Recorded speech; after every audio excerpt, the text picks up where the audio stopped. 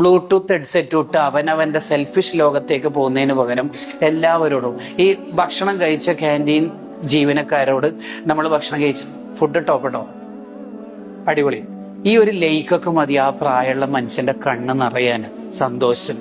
നമ്മൾ ഏറ്റവും കൂടുതൽ മൈൻഡ് ആക്കേണ്ടത് സ്റ്റാഫിനെ എന്ന് പറയുമ്പോൾ തന്നെ നോൺ ടീച്ചിങ് സ്റ്റാഫ് ഉണ്ടാവും, തോപ്പുകാര്, അടിച്ചു വരുന്നവര്. കണ്ടിട്ടില്ലല്ലോ ഇന്നലെ ഒന്നും. പെരുന്നാൾ നടുവില്ല.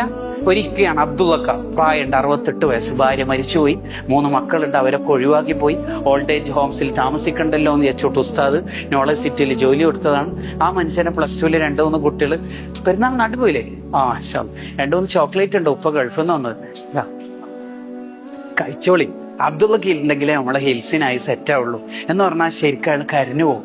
സന്തോഷം കിട്ടാത്തൊരു സ്ഥലത്ത് നിന്ന് ഇങ്ങനെ കിട്ടിക്കൊണ്ടിരിക്കുമ്പോൾ ഇങ്ങനെയാണ് നമ്മളൊക്കെ ജീവിക്കേണ്ടത് ശരിക്കും പറഞ്ഞാൽ. ചെറിയ ചെറിയ ഫുട്ബോൾ പിരാന്തും